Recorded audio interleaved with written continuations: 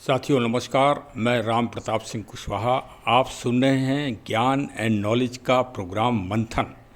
मंथन समुद्र मंथन हुआ हो या न हुआ हो, लेकिन प्रत्येक व्यक्ति के दिल और दिमाग में हमेशा मंथन चलता रहता है। ये एक वैज्ञानिक क्रिया है, ये एक मानवीय क्रिया है।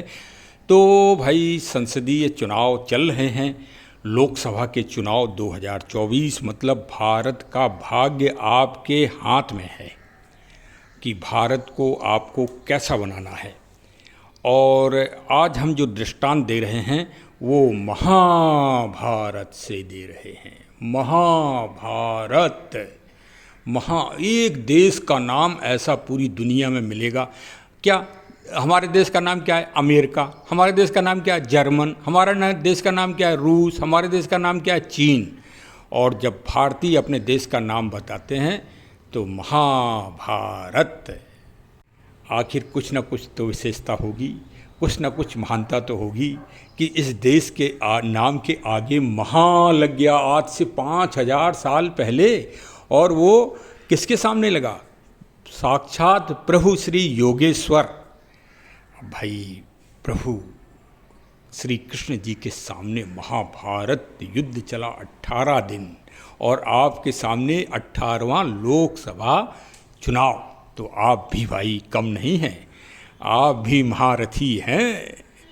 वोट अवश्य करिए। इस महाभारत के महाकुंभ में आप भी रणसैनिक बनिए।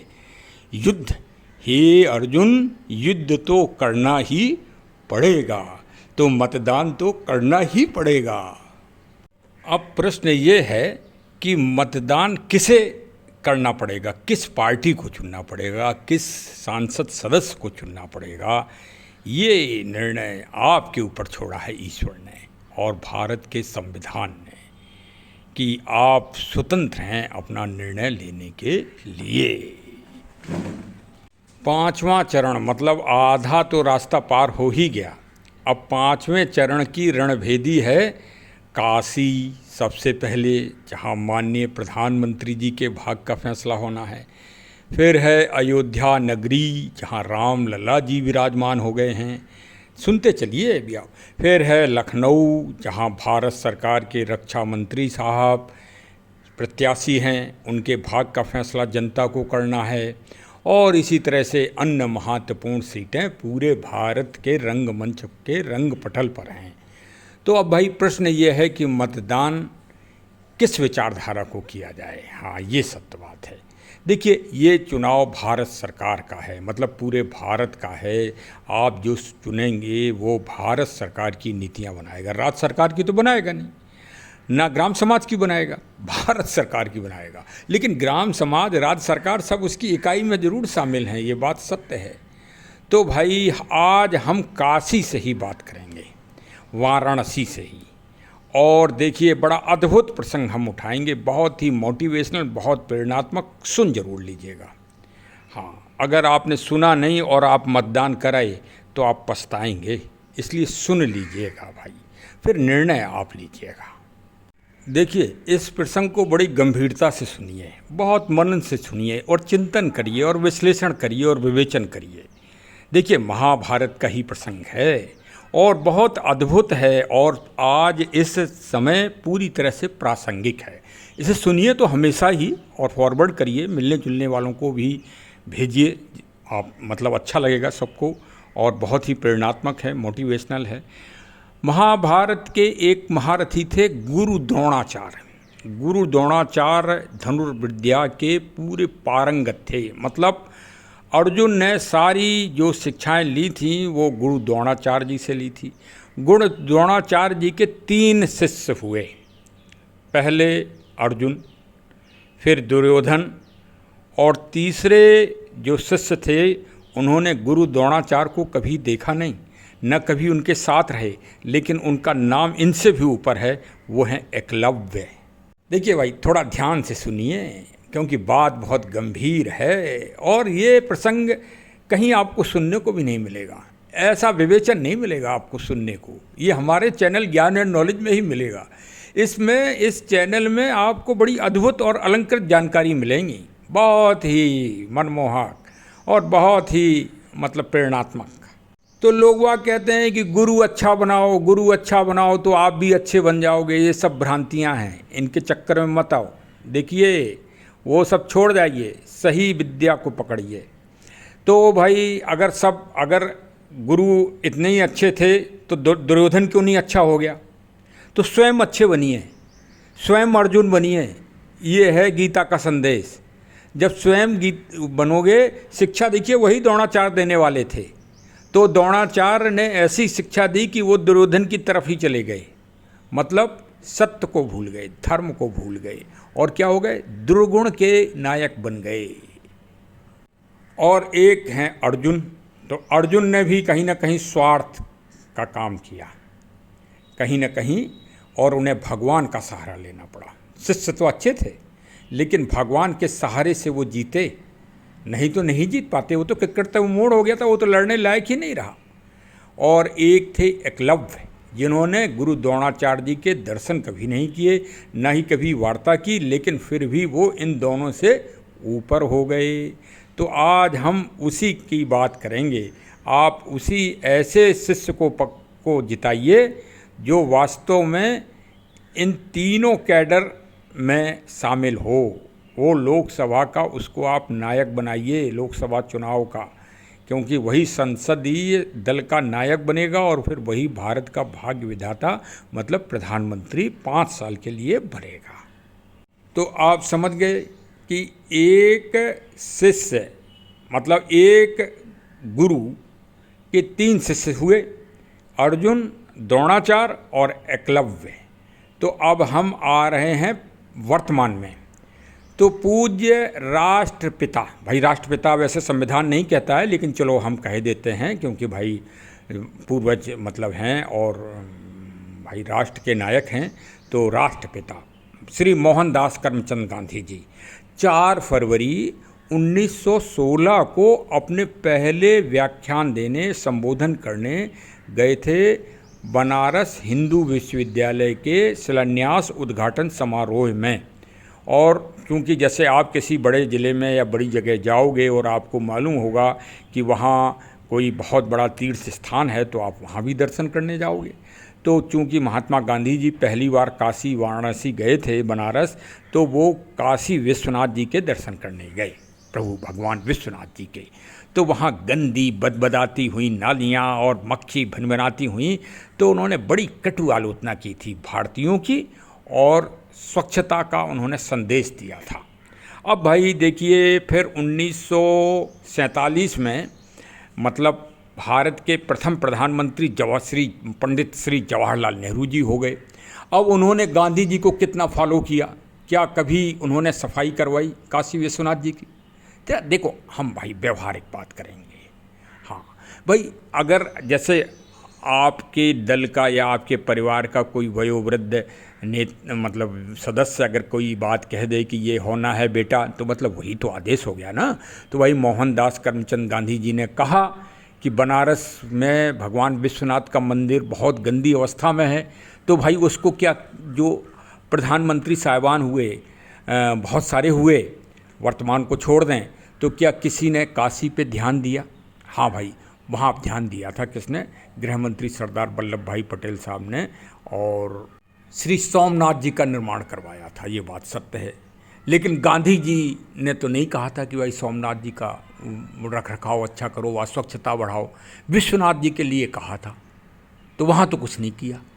तो इसका मतलब शिष्यता में वो कम रह गए, जितने भी प्रधानमंत्री बने, मतलब सिर्फ नाम ही नाम दुहाई। भाई कांग्रेस तो यही कहती है कि हम गांधी जी के उत्तराधिकारी है। हाँ भाई, हम आज आपको 3 चीज़ें बताएंगे, 3 कदम ये सुनने के बाद फिर आप लोकसभा का चुनाव डालने जा रही है। हम किसी पार्टी के पक्ष के नहीं हैं, लेकिन हम उसके पक्ष के हैं जो देश को समृद्ध बनाए, जो हम सबको अच्छा बनाए, जो स्वच्छता का अभियान चलाए, जो प्रकृति पर्यावरण पेड़ पौधों की रक्षा, अरण्य की, जंगल की योजनाओं को सारगर्भित करे, जंगल बढ़ाए, ऐसे ही सरकार हम चाहते हैं। अब उस दृष्टिकोण से तो भाई उत्तर प्रदेश के माननीय मुख्यमंत्री जी पूरे वर्ल्ड में नंबर 1 हैं। जितने वृक्ष उन्होंने लगाए हैं वो तो Greenidge world of the record में दर्ज हो गया है उनका नाम। तो भाई इस कारण हम उनको भाई हम मुखर बिंदु से उनकी हम बड़ाई करेंगे। अब वो किसी भी पार्टी के हों, हमको पार्टी के से क्या मतलब। कबीरा खड़ा बाजार में सबकी मांगे खैर, ना काहू से दोस्ती ना काहू से बैर। अब कोई ये कहे कि भाई आप एक विचारधारा को बढ़ा रहे हो, तो अगर वो ऐसा कह रहा है तो वो उसका गलत आकलन है हमारी दृष्टिकोण से। हमारा तो दृष्टिकोण भाई हम तो देख रहे हैं, सुन रहे हैं। हम गांधी जी के अनुयायी नहीं है भाई कि आँख भी बंद कर लो, मुंह भी बंद कर लो और कान भी बंद कर लो।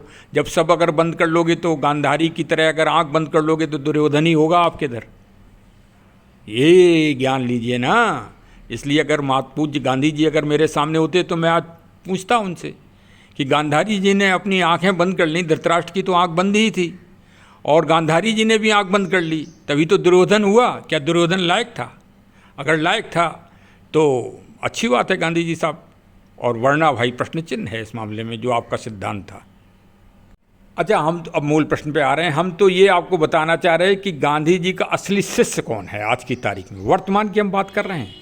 अब गांधी जी, पूज्य गांधी साहब का एक भजन है जो कि आज विश्व में नंबर 1 भजन में शामिल है। मैं उसकी कुछ पंक्तियां आपको सुना रहा हूं, आप श्रवण करिए। पूज्य गांधी साहब का मैं बहुत ही सम्मान करता हूं और वो वास्तव में देश के श्रेष्ठ नायकों में से एक हैं। भजन सुनिए आप। वैष्णव जन तो तैने कहिए, जय पीर पड़ाई जाने रे, पर दुखे उपकार करे तो ये मन अभिमान न आणे रे। भाई और भी बड़ा है ये, लेकिन फिर ब्लॉग बड़ा हो जाएगा, इसलिए अब इसको हमने इतना ही शॉर्ट कर दिया। ऊपर की 4 लाइनें ले ली हैं। ये आज दुनिया के 150 देशों में बज रहा है। पहले ये एक भी देश में नहीं बजता था। लेकिन वर्तमान प्रधानमंत्री जी अब भाई अच्छे हैं या बुरे ये तो आप जानिए, इसका विश्लेषण आपके ऊपर छोड़ दिया हमने। लेकिन उन्होंने सारे 150 देशों के संगीतकारों को बुलाया, म्यूजिशियन को बुलाया, टीमें बुलाई, रुचि ली, अपने सामने इस भजन को गवाया, और आज ये 150 देशों की भाषा में, स्थानीय भाषाओं में ये गाया जा रहा है। और जब भी वहाँ पर कोई सरकारी कार्य होता है तो पूज्य महात्मा गांधी जी का भजन अविरल रूप से वहाँ गाते हैं, अभिमान के साथ, गर्व के साथ, और अहिंसा का संदेश पूरी दुनिया में उस माध्यम से फैलता है। तो भाई कैसा शिष्य है, एकलव्य शिष्य चाहिए ना आपको। तो अब देख लीजिए, पूज्य वर्तमान प्रधानमंत्री जी गांधी जी से कभी मिले नहीं, लेकिन उन्होंने काशी जी को भी साफ करा दिया। बनारस विश्वविद्यालय का कॉरिडोर आज नंबर 1 कॉरिडोर बन गया है। गंगा जी भी साफ हो रही हैं, और स्वच्छता अभियान पूरे देश में चल रहा है। भाई चल रहा है ना। और गांधी जी का व्यक्तिगत भजन आज 150 देशों में उनके प्रयास से बज रहा है। हाँ, इसमें पहले किसी भी प्रधानमंत्री माननीय महोदय ने कोई प्रयास नहीं किया। अब फिर आ जाइए वर्तमान में, भारत को सबसे बड़ा मौका, पहला अंतर्राष्ट्रीय मौका मिला एक समिट कराने का, G20 का। और वो G20 में दुनिया के सबसे बड़े मंडपम, भारत मंडपम में, आधुनिक साज सज्जा से सुसज्जित, उसमें वो आयोजित किया गया। पूज्य गांधी जी के सम्मान में कोई कोर कसर नहीं छोड़ी गई।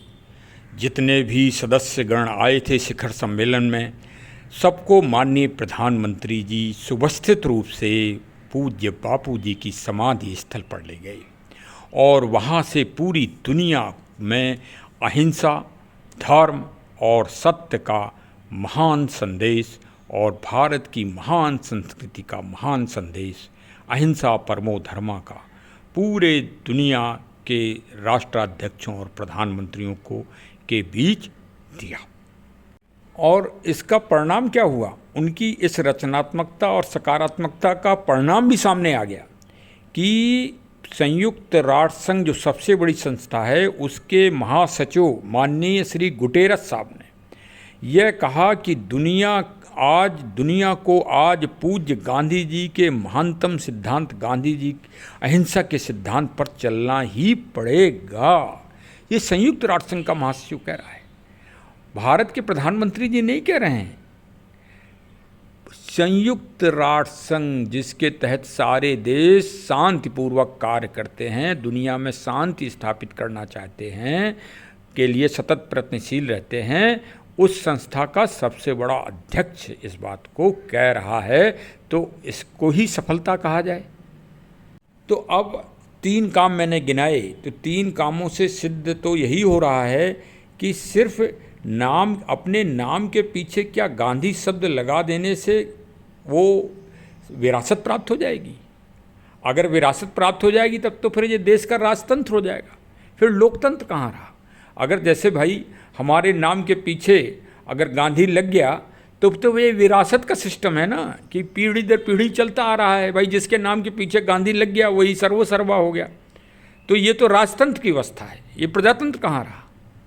प्रजातंत्र तो ये है कि भाई जो मतलब अगला जो है नया हो, नया संदेश हो, नए विचार हो, नया व्यक्तित्व हो और परिवर्तनशील हो और एक विशेष संदेश सृजन का देता हो, वो प्रजातंत्र।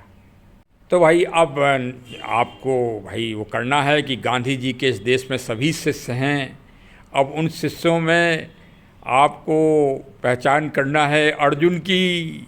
हाँ, पाला खिंची हुई है, गीता कहती है निर्णय लेना पड़ेगा। अब आपको अर्जुन वाली लाइन में खड़ा होना है कि दुर्योधन वाली लाइन में खड़ा होना है, इसका फैसला आप है। गुरु के चक्कर में मत पड़ो, गुरु दोनों के द्रोणाचार्य हैं, गुरु से कोई नहीं होता है, विचारधारा की सोच से होता है। और या फिर तीसरा एकलव्य अगर बनना हो तो फिर आप अनोखे शिष्य होंगे। तो भाई गांधी जी के ऐसे शिष्य बनिए, वैसे वाले शिष्य मत बनिए कि भगवान ही से ही आपका युद्ध हो। तो जब भगवान की विचारधारा से, देव विचारधारा से अगर युद्ध होगा तो फिर धराशायी तो होना ही होना है। भाई देखिए, हम तो सार्वभौमिक चीज़ पे चिंतन करते हैं और हमने तो कह ही दिया, ना काहू से दोस्ती ना काहू से बैर, कबीरा खड़ा बाजार में सबकी मांगे खैर। अपना अपना चिंतन करिए, अपना अपना मनन करिए, लेकिन इस देश को गांधी के असली शिष्य की आवश्यकता रहेगी, है और भविष्य में भी होगी, क्योंकि गांधी ही इस देश की संस्कृति है। बहुत बहुत धन्यवाद। हमारे चैनल को ज़रूर सब्सक्राइब कर लीजिए, मिलने जुलने वालों को भेजिए हमारा ब्लॉग, जिससे जन जागृति हो। पौधा अगर ना लगाया हो तो मानसून आते ही एक वृक्ष अपने नाम से इस दुनिया में ज़रूर लगाइए। इस पृथ्वी मंडल पे हरा भरा पृथ्वी को करिए। लोकसभा चुनाव में मतदान करने अवश्य जाइए और ये ब्लॉग सबको जन जागरण के लिए भेजिए। बहुत बहुत धन्यवाद। जय हिंद, जय हिंद, जय।